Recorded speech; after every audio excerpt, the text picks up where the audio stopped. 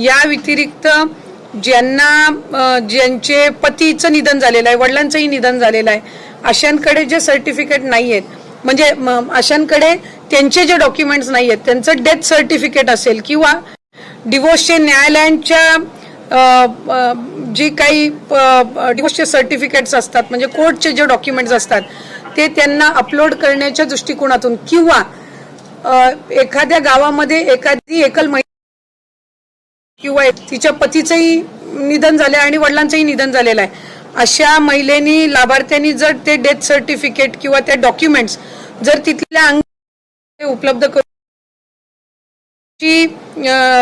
जी certificate आहे ती CDPO कडे देऊन त्या संदर्भातली सगळी प्रक्रिया पूर्ण करून घेऊ शकतील. आम्ही आजच त्या संदर्भातला शासन निर्णय सुद्धा निर्गमित करत आहोत. त्याच्यामध्ये ज्या गावातल्या किंवा शहरातल्या तिथल्या अंगणवाडी केंद्र आहेत, ज्या अंगणवाडी सेविका आहेत, त्यांच्याकडे त्यांनी तशा पद्धतीचे कागदपत्र सबमिट करायचे. इन द मीन वाईल त्या मध्यंतरी त्या कालावधीमध्ये आम्ही वेबसाईटवर पण तशा पद्धतीचं ऑप्शन हे देण्याच्या दृष्टिकोनातून आमचं काम हे सुरू आहे. रोज साधारणपणे 4 ते 5 लाख महिलांचं KYC प्रक्रिया ही त्या ठिकाणी होत आहे. मधल्या काळात थोडं 1-2 लाखावरती संख्या आलेली होती, पण नंतर पुन्हा एकदा त्या वेबसाईट आणि संबंधित विषयांवर काम करून आता ती पूर्वपदावर आलेली आहे.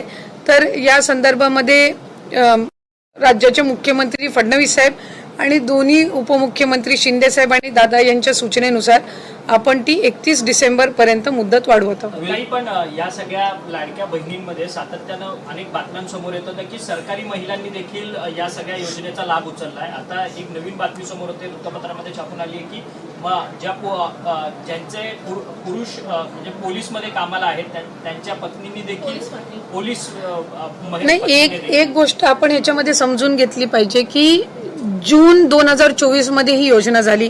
1 जुलैपासून लाभार्थ्यांनी याच्यामध्ये फॉर्म भरायला सुरू केले. सरकारी नोकरींमध्ये जे असणारे लाभ घेणारे होते जवळपास 7 ते 8 महिन्यांपासून त्याच्या जसं विभागाच्या यंत्रणेच्या लक्षात येत गेलं तसं त्यांचा लाभ तिथल्या तिथे थांबवत गेलेला आहे. 6-8 महिन्यानंतर ज्यांचं निदर्शनास आलेलं आहे त्यांच्या पगारातून ती ट्रेजरीमध्ये सरकारी तिजोरीमध्ये घेण्याची प्रक्रिया सुद्धा जवळपास 8 महिन्यापासून त्या ठिकाणी सुरू आहे. आणि ज्यांना नवीन सरकारी नोकरी लागते, जशी पोलीस भरती जशी होते किंवा सरकारी नोकरी जशी लागते, तसं ते डॉक्युमेंट त्या विभागाकडे देतात की आता मी या योजनेमध्ये पात्र नाहीये. तर त्या पद्धतीने आपण ते अपडेट करत असो. जसं नमो शेतकरी योजनेचा साधारणपणे तो 5 ते 6 लाखाचा डेटा होता आणि मग त्या पद्धतीनं त्यांचा लाभ आपण 1000 रुपये त्यांना नमो शेतकरीचा आणि 500 रुपये लाडकी बहीणचा असा आपण सुरू केला. तसंच सेवार्थाचा ज्या वेळेला आम्हाला 2500चा डेटा मिळाला, आपण त्यांचा लाभ तिथल्या तिथेच फेब्रुवारी महिन्यातच आपण बंद करून टाकला. काही वेळेला असं होतंय की प्रसार माध्यमांकडे किंवा वर्तमानपत्रांकडे 2-2, 3-3 महिन्यानंतरचे केसेस सुद्धा समोर येत आहेत आणि मग ते नव्याने आत्ताच झालेत. अशा पद्धतीची त्या ठिकाणी एक म्हणजे संभ्रम निर्माण होत आहे. आम्हाला ज्या वेळेला सरकारी जिथं नोकरी लागलेली असेल किंवा काय हे जसं त्यांच्या याच्यावर अपडेट होतं त्या वेळेसपासूनच आपण त्यांचा लाभ देण्याची प्रक्रिया बंद करत असतो. जो 12,000 12,500 पुरुषांच्या संदर्भात पण होता, जिथं घरामध्ये महिलेची अकाउंटच नव्हती आणि त्यावेळेला त्यांनी पुरुषांच्या याच्यावर सुरू केलेलं होतं. स्वतःच्या अकाउंट आल्यानंतर त्यांनी ते अकाउंट बदलण्याचा सुद्धा प्रयत्न केला. आता त्या याच्यामध्ये ही KYC प्रक्रिया ही अतिशय उपयुक्त ठरणार आहे की याच्यामधनं लाभार्थी जे जेन्युइन आहेत ते 31 डिसेंबर पर्यंत एकदा KYC झालं की मग याच्यामध्ये अशा पद्धतीच्या कुठल्याही घटना ज्या 6-8 महिन्यापूर्वी झाल्या त्या होणार नाहीत. आणि जे पुरुष लाभार्थ्यांनी काही ठिकाणी जिथं लाभ घेतलेला आहे तिथंही आम्ही व्हेरीफाय केलंय.